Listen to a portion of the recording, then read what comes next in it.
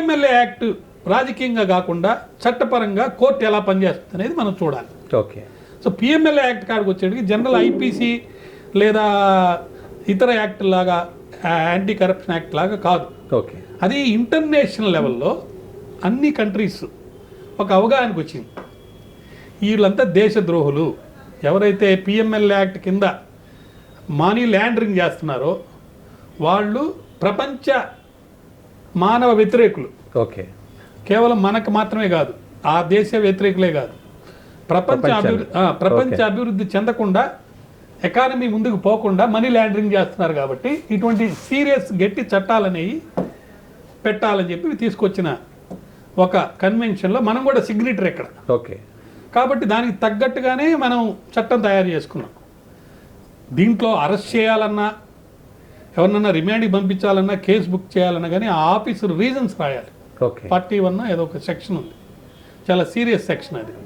Reasons రాయకుండా proper grounds లేకుండా arrest చేస్తే వాడిని తీసేస్తారు ఉద్యోగుల నుంచి. ఓకే. సో అంత సీరియస్గా వాడి మీద బాధ్యత పెట్టారు. అదేవిధంగా ఎవరైతే మీరైతే ఈ కేసు పెడతారో వాడు కూడా ఏదైనా కానీ ప్రమాణపూర్వకంగా వాస్తవాలు చెప్పాలి. ఓకే. తప్పు చెప్తే అదొక కేసు, తప్పు కూడా చెప్పకూడదు, తప్పు చెప్తే అదొక కేసు. అయితే దీంట్లో బెయిల్కి సంబంధించి మనం చాలా సీరియస్గా సుప్రీంకోర్టు దీన్ని ఎలా ఇంటర్ప్రిట్ చేస్తుంది, దాంతోపాటు ఈ సోకాల్డ్ హై డిగ్నిఫైడ్ అడ్వకేట్స్ ఈ పర్టికులర్ కేసుల్లో కేజ్రీవాల్ గారి తరపున కానీ కవిత గారి తరపున కానీ ఎలా డీల్ చేశారు ఈ కేసెస్ని మనం ఒకసారి చూడొచ్చు. ఓకే. చూస్తే మనకు ప్రాక్టికల్గా ఏం జరుగుతుందో అర్థమవుతుంది. కవిత గారిని ఇల్లీగల్గా అరెస్ట్ చేశారు, రిమాండ్ చేయకూడదు, తప్పు అని చెప్పి ఒక పిటిషన్ వేశారు. ఓకే. నానా హడావుడి చేశారు, జాతీయ మీడియాలో అంతా పేపర్లలో అదంతా వచ్చారు. దానికి ముందు ఒక పిటిషన్ ఉండింది, ఈమె అసలు ఇంటికే పోలీస్ స్టేషన్కి ఈయన పిలవకూడదు, ఒక స్త్రీ నల్లివేణి గారిని పిలవలేదు, చిదంబరం గారి వైఫ్ని, ఇంకో కేసులో ఇలా జరిగింది, ఇంకో కేసులో అలా జరిగింది, ఈమెని పిలవడం తప్పు, ఈమె అసలు ఎన్నికల్లో ఉంది, నేను రానని ఇవంటే ఈ మీద ఏం చర్యలు తీసుకోవడానికి లేదని చెప్పి ఒక సమ్మన్స్ కూడా ఇవ్వకూడదని చెప్పి ముందు ఒక పిటిషన్ వేస్తున్నారు.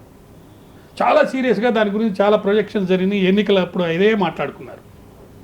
అన్ఫార్చునేట్లీ ఆ పిటిషన్ విత్డ్రా చేసేసారు. ఓకే. ఎందుకు విత్డ్రా చేశారనంటే అరెస్ట్ చేసేసారు కదా, ఇంకా పాత సంగతి లేదు నీకు, అది చట్టం కరెక్టో కాదో దాని సంగతి అవసరం లేదు, ఇప్పుడు అరెస్ట్ బెయిల్ ఇది ముఖ్యం. అదేవిధంగా కేజ్రీవాల్ విషయంలో కూడా ఆయన ఇంటికి వెళ్ళి నైట్ టైం అరెస్ట్ చేస్తే, ఒక ముఖ్యమంత్రిని అరెస్ట్ చేస్తే ఆయన ముఖ్యమంత్రిగా రాజీనామా చేయడానికి ఒప్పుకోలే, జైల్లో ఉండి కూడా నేను ముఖ్యమంత్రిగానే పనిచేస్తానని చెప్పి ఒక కాగితం ఆయనకి దొరకటం, దాంట్లో ఏదో ఒక ఆర్డర్ రాయటం, ఆ అమ్మాయికి ఇవ్వటం, మినిస్ట్రీకి ఇంకొక అమ్మాయికి రావటం, దాని ప్రకారం ముందుకు వెళ్ళటం, అసలు మీ కాగితం ఎలా దొరికిందని ఇది ఒక పెద్ద వాదన జరిగింది అక్కడ జైల్లో ఉండగా. సో ఈయన ముఖ్యమంత్రిగా రాజీనామా చేయకపోయినా ముఖ్యమంత్రిగానే ఆయన లోపల ఉన్నా కూడా ఆయన యొక్క బెయిల్ గురించి వేసే ముందల అసలు అరెస్టే ఇల్లీగల్ అని ఒక పిటిషన్ వేశారు. ఓకే. బెయిల్కి వెళ్లకుండా దాంట్లో ఇంటర్మ్ బెయిల్ అడుగుతూ పిటిషన్ ముందుకెళ్ళింది. ఓకే. సుప్రీంకోర్టు చీఫ్ జస్టిస్కి వెళ్ళి అర్జెంట్ మెన్షన్ చేశారు, సరే పెట్టించారు.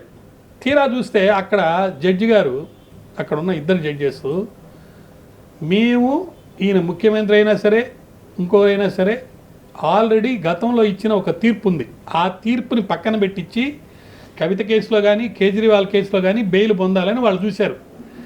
ఏది సమ్మన్స్ ఇష్యూ కానీ లేకపోతే అరెస్ట్ ఇల్లీగలు, రిమాండ్ ఇల్లీగల్ అని చెప్పి అక్కడ దాకా తీసుకెళ్ళిన పాత పిటిషన్లన్నీ విత్డ్రా చేసుకున్న తర్వాత కూడా ఈ పిటిషన్లకు సంబంధించి జడ్జి గారు ఒక క్వశ్చన్ అడిగారు, ఈమె ఎంత పెద్ద నాయకురాలైనా, ఆయనంత పెద్ద ముఖ్యమంత్రి అయినా కూడా మేము గతంలోనే పలానా తీర్పులో ఇలా చెప్పాం, ఆ తీర్పులో ఏం చెప్పారంటే మీరు అరెస్ట్ లేదా అరెస్ట్ తర్వాత కోర్టు రిమాండ్ చేయటం, ఈ రెండింటికి సంబంధించి క్వశ్చన్ చేస్తూ ఎవరెక్కడికి వచ్చినా ఇంటర్మ్ రిలీఫ్లు మేము ఇవ్వము ఓకే అని ఒక తీర్పు చేస్తున్నారు. ఆ తీర్పు అందరికీ తెలిసినప్పుడు ఈ వకీళ్ళు మళ్ళీ ఇటువంటి పిటిషన్లు ఎందుకు వేశారు? సరే ఈ క్వశ్చన్ చేస్తున్నప్పుడు మీకు ఇంటర్మ్ రిలీఫ్ అంటే బెయిల్ ఇవ్వమని చెప్పేసి ముందు చెప్పిన తర్వాత దాంట్లో బెయిల్ అడుగుతూ మీరు ఎందుకు వెళ్ళారు అంటే తెలిసి ఆయన ముఖ్యమంత్రి కాబట్టి ఆమె యొక్క బ్యాక్గ్రౌండ్ ఉంది కాబట్టి ఒక ట్రయల్, ఒక అటెంప్ట్ చేశారు. ఓకే. ఇది లీగల్ సర్కిల్స్లో చాలా discussions are going on. Okay. అల్టిమేట్గా ఏమైనాయి, అన్నీ పోయినాయి. మళ్ళీ రెగ్యులర్ కోర్టుకి కింద కోర్టుకి వచ్చి బెయిల్ వేసుకున్నారు. అన్ని పోయినాయి ఫైనల్ కేసు. అప్పుడు దాకా ఈడీ మీద చెప్పిన వాదనలు ఎందుకు పోయినాయి అంటే ఒకటే ఒక ప్రిన్సిపల్ గతంలో ఇచ్చిన తీర్పుల్లో చెప్పింది ఏంటంటే ఇట్లా డైరెక్ట్గా మా దగ్గరికి వచ్చి అరెస్ట్ని రిమాండ్ని క్వశ్చన్ చేస్తూ అవి ఇల్లీగల్ అంటూ ఎవరు వచ్చినా దాంట్లో మేము బెయిల్ ఇవ్వము. మీరు రెగ్యులర్గా 438 కింద యాంటిసిపేటరీ బెయిల్, 437 కింద రెగ్యులర్ బెయిల్, లేకపోతే ఈడీ కేసులో పిఎంఎల్ఏలో బెయిల్ ఏముండయో దాడికి వెళ్ళి మీరు తెలుసుకోవాలి బెయిల్ అన్నారు. ఓకే, అది ఉండి తెలిసి కూడా వీళ్ళు వెళ్ళి అవి పోగొట్టుకొని మళ్ళీ ఈ రూట్లో వచ్చారు. ఈ రూట్లో వస్తే ఈ రూట్లో వచ్చిన తర్వాత ఒక్కొక్క కేసు ఒక్కొక్క డిఫరెంట్గా మారిపోయింది. కింద కోర్టు ఇవ్వలేదు, హైకోర్టు ఇవ్వలేదు, ఇప్పుడు సుప్రీంకోర్టు దగ్గరికి వెళ్ళింది. ఓకే, సుప్రీంకోర్టు కూడా ఏమనిందంటే ఇంటరిమ్ బెయిల్ ఇచ్చే పరిస్థితి ఈ అమ్మాయికి లేదు అని అన్నారు. కాబట్టి రెగ్యులర్ బెయిల్ అనేది వాయిదా పడింది. రేపు 23 దాకా ఆమెకి రిమాండ్ ఉంది. So regular bail application pending ఉంది. అట్లా కేజ్రీవాల్ విషయంలో కూడా ఇంటరిమ్ బెయిల్ ఇవ్వనున్నారు. అరెస్ట్ను క్వశ్చన్ చేస్తూ వాళ్ళు వేసింది కూడా పక్కకి వెళ్ళిపోయింది. ఇప్పుడు రెగ్యులర్ నార్మల్ బెయిల్కి వాళ్ళు ట్రై చేస్తున్నారు. ఈ రెగ్యులర్ నార్మల్ బెయిల్లో కూడా కొన్ని సీరియస్ విషయాలు మనం దీంట్లో గురించి చర్చించుకోవాలి. ఓకే, సిసోడియా కానీ 1.5 year నుంచి లోపల ఉన్నాడు. ఆయనే అసలు ఎక్సైజ్ మంత్రి. ఆయన గురించి అడిగేటప్పుడు బెయిల్ సుప్రీంకోర్టు 2 క్వశ్చన్లు ఇద్దరిని అడిగింది. ఆ 2 క్వశ్చన్లు చెప్పే ముందల వీళ్ళు ఏమన్నారంటే సిసోడియా ఇన్వాల్వ్మెంట్ ఎవిడెన్స్ పరంగా ఈ పాలసీలో ఎక్కడైనా ఒక్క రూపాయి అయినా ఆయన దగ్గర నుంచి ఆయనకి చెందినట్టుగానే ఆయన దగ్గర నుంచి రికవరీ కానీ లేదు, ఆయన ఇన్వాల్వ్మెంట్ లేదు. అదే వాదన కేజ్రీవాల్ కూడా చెప్తున్నాడు. ఇన్నిసార్లు మా ఇంటికి దాడి చేశారు, ఎక్కడా పట్టుకోలేదు. అదే వాదన కవిత కూడా చెప్తుంది. వీళ్ళంతా వెనక బెంచీలో ఉండి ముందు బెంచీ వాళ్ళ చేత నేరం జరిపించారనేది వాళ్ళ వాదన. దాని మీద సుప్రీంకోర్టు క్వశ్చన్ అడిగింది. వీళ్ళు క్వశ్చన్ అడిగారు, ఇట్లా డైరెక్ట్ ఎవిడెన్స్ లేనప్పుడు వాళ్ళని ఎలా లోపల పెడతారని అడిగినప్పుడు సుప్రీంకోర్టు దానికి క్వశ్చన్కి ఆన్సర్ రాస్తూ 1 సిసోడియా అనే ఆయన మంత్రిగా ఉన్నప్పుడు ఈ నేరం జరిగినట్టుగా వాదన, అలిగేషన్. డబ్బు చేతులు మారినాయనేదానికి బ్యాంక్ అకౌంట్స్, అదర్ ఎవిడెన్స్ దొరికింది. అప్రూవర్స్ స్టేట్మెంట్ జరిగింది. హెల్మ్ ఆఫ్ ద అఫైర్స్లో ఈయన ఉన్నాడు కాబట్టి ఈ పిఎంఎల్ఏ యాక్ట్ అనేది ఒక పర్టికులర్ పర్పస్ కోసం దీన్ని తయారు చేసిన యాక్ట్ కాబట్టి ప్రపంచాభివృద్ధి కోసం మనీ లాండరింగ్ జరగకుండా ఉంటే అందరికీ మంచి జరగదు. కాబట్టి ఇటు ఎన్విరాన్మెంటల్ ప్రొటెక్షన్కి కానీ అటు సొసైటీలో ఉన్న social status with proper economic protection ఉంటే త్వరగా డెవలప్ అయ్యేదానికి స్కోప్ ఉంది. కాబట్టి నేరం అనేది జరిగినప్పుడు హెల్మ్ ఆఫ్ ద అఫైర్స్లో ఎవరున్నారో వాళ్ళ మీద డైరెక్ట్ ఇన్వాల్వ్మెంట్ ఉన్నా లేకపోయినా అలిగేషన్స్ మీద బేస్ చేసుకొని, ఎవిడెన్స్ మీద బేస్ చేసి కాదు, అలిగేషన్స్ మీద బేస్ చేసుకొని బెయిల్ ఇవ్వకూడదని మేము నిర్ణయించాము. వాళ్ళ దగ్గర నుంచి డబ్బు రికవరీ అయిందా లేకపోతే వాళ్ళు డైరెక్ట్గా ఇన్వాల్వ్మెంట్ ఉందా లేదా అనేది డ్యూ కోర్సులో తెలుస్తుంది. కాబట్టి సిసోడియాకి బెయిల్ ఇవ్వము అన్నారు. రెండో క్వశ్చన్ ఏం చేశారంటే, మరి మీ బెయిల్ ఇవ్వడం లేదంటున్నాం కదా, మరి ఒక వ్యక్తిని పట్టుకొని మీరు అరెస్ట్ చేసి జైల్లో పెట్టి బెయిల్ కాడికి వచ్చేటికి ఇన్ని అలిగేషన్స్ చెప్తూ కేసు నడవకుండా చేస్తున్నారు. మీరు కేసు నడవనందువల్ల ఆయన ఎంతకాలాన్ని బెయిల్ లోపల పెట్టుకుంటారు సిసోడియాని? 1.5 year నుంచి లోపల ఉన్నాడు. ఏదో వాళ్ళ భార్యకి బాగాలేకపోతే ఒకసారి ఇంటర్వ్యూ బెయిల్ ఇచ్చారు, బయటికి పోయి ఇచ్చారు అని క్వశ్చన్ చేసింది. చెప్పినప్పుడు లేదండి మేము త్వరగా చేస్తామంటే 6 months టైం ఇస్తున్నాము. అప్పటికి 1 year అయిపోయింది. ఇంకో 6 months లోపల ఈ కేసు యొక్క పూర్తి దర్యాప్తు కంప్లీట్ చేయాలని చెప్పారు. ఇప్పుడు కవితను తర్వాత అరెస్ట్ చేశారు, తర్వాత కేజ్రీవాల్ని అరెస్ట్ చేశారు. వీళ్ళిద్దరు అరెస్ట్ తర్వాత అడిషనల్ ఛార్జ్ షీట్లు వేస్తారు. ఈ అడిషనల్ ఛార్జ్ షీట్ వేసిన తర్వాత కేసు నడవాలి. మరి 6 నెలల్లో ఈ కేసు అవుద్దా అని అంటే అయ్యే అవకాశం నాకు ఉన్నట్టుగా కనపడటం లేదు. అప్పుడు మళ్ళీ సిసోడియాకి బెయిల్కి పోతే అప్పుడు ఏం వాదనలు వస్తాయనేది మనం చూడాలి.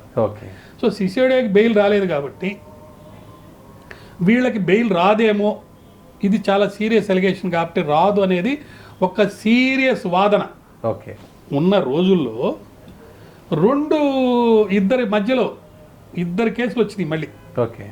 ఒకటి ఈ కేసులోనే సంజయ్ సింగ్ అనే ఒక ఎంపీకి 6 months జైల్లో ఉన్న తర్వాత అతని మీద 1 inch కూడా ఎవిడెన్స్ చూపించలేదు కాబట్టి వాళ్ళు కూడా కన్సిడర్ చేశారు సిబిఐ వాళ్ళు. ఓకే. అతను కూడా యాప్ పార్టీ వాడే, అతను బయటికి పంపించారు. ఓకే. అతన్ని బయటికి పంపించిన తర్వాత సిసోడియా హెల్మ్ ఆఫ్ ద అఫైర్స్లో ఉన్నారు కానీ కవిత హెల్మ్ ఆఫ్ ద అఫైర్స్లో లేదు కదా. ఓకే.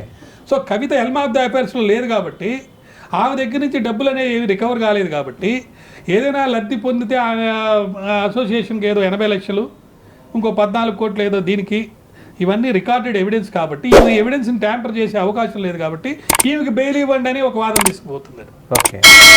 సంజయ్ సింగ్ బెయిల్ ఇచ్చారు కదా, కాబట్టి సిసోడియా కేసు కాదు ఇది. సిసోడియా హెల్మ్ ఆఫ్ ద అఫైర్స్లో ఉన్నాడు కాబట్టి ఆయనకి ఇవ్వటంలే, ఆయన లోపల పెట్టారు, 6 నెలల లోపల చేయమన్నారు. ఈ విషయం అది కాదు, ఒక లేడీ ఇలా ప్రొజెక్ట్ చేస్తున్నారు ఈమెని. కానీ ఎలక్షన్లు అయ్యేంత వరకు ఈమె బయటకు వస్తే మళ్ళీ ఇక్కడ చప్పబడిపోద్ది వ్యవహారం. ఓకే. సింపతి అంత రాదు. అర్థమైందా? అందుకని ఏం చేస్తున్నారు, ఈడీ వాళ్ళు అపోజ్ చేస్తారు ఈమెకి బెయిల్ ఇవ్వద్దని. కాబట్టి ఈమెకి బెయిల్ వస్తుందా లేదా అనే విషయం ఈ ఎలక్షన్ లోపల అయ్యేదాకా రాకపోవచ్చు. ఎలక్షన్స్ అయిపోయిన తర్వాత నెక్స్ట్ సిసోడియా బేస్లో కాకుండా సంజయ్ సింగ్ ఇచ్చిన బెయిల్ లాంటి బేస్లో చేసుకొని ఈమెకి బెయిల్ రావచ్చు అనేది లీగల్ సర్కిల్స్లో వచ్చే డిస్కషన్. ఓకే. అదేవిధంగా కేజ్రీవాల్ ఒక పిషన్ వేశారు, సిసోడియా కూడా ఒక పిషన్ వేశారు. ఏంటంటే మమ్మల్ని లోపల పెట్టుకోండి పర్వాలేదు, ఎలక్షన్లు వచ్చినాయి, మేము ప్రచారం చేసుకోవాలి, మాకు ఇంటర్మ్ రిలీఫ్ ఇవ్వండి, మేము బయటికి వెళ్ళి ప్రచారం చేసుకొని వస్తామని చెప్పి అడిగారు. సిసోడియాకి అది ఒప్పుకోలేదు. ఓకే. కేజ్రీవాల్ సంగతి ఏందనేది నాకు తెలియదు కరెక్ట్గా, చూడాలి. ఓకే. సో మనకు అర్థమైంది ఏంటంటే ఇది ఈడీ యాక్ట్ ఎంత పవర్ఫుల్లో, రాజకీయంగా సిద్ధాంతపరంగా వైవిధ్యం ఉన్న పార్టీలు వాళ్ళు స్ట్రాటజీల ప్రకారం ఎవరి మీద ఎప్పుడు ఏ కేసు పెట్టి ఎలా పెడితే వీళ్ళు పార్టీలు మారి మన పార్టీలోకి వస్తారు, లేకపోతే మన పార్టీలో నుంచి పోకుండా ఉంటారు అనేది స్ట్రాటజిక్గా జరుగుతున్నట్టుగా కనిపిస్తుంది. దీంతో పాటు మరొక విషయం ఏంటంటే, ఇందాక ఒక మాట చెప్పాను, 86% రేజ్ అయిందని కేసెస్ ఫైలింగ్ కానీ లేకపోతే డబ్బులు రికవరీ కానీ. దానితో పాటు గతంలో ఈ యొక్క కేసెస్లో ఎండ్ రిజల్ట్ అంటే ఫైనల్గా ఏం జరగాలి, ఎవిడెన్స్ పెట్టి కేసుల్లో శిక్ష పడాలి. 5% కూడా కన్విక్షన్స్ లేవట. ఓకే. అంటే 100 కేసులు పెడితే 95 కేసులు వీగిపోతాయి, 5 కేసులు మాత్రమే శిక్ష పడుతుంది. ఓకే. మరి అలాంటి కేసులు రాజకీయంగా ఎలక్షన్ జరుగుతున్న సందర్భాల్లో ఈ వస్తున్నాయి అని అంటే ప్రతి ప్రజాస్వామికవాది సునిశ్చితంగా ఆలోచించి దీన్ని దుర్వినియోగం చేస్తున్నారా, ఎవరు ముత్యాలు కాదు, అన్ని పార్టీల్లో కూడా పవర్లోకి వచ్చిన వాళ్ళు ఖచ్చితంగా ఎక్కడో ఒక విధంగా ఏదో విధంగా మిస్యూజ్ చేస్తున్నారు.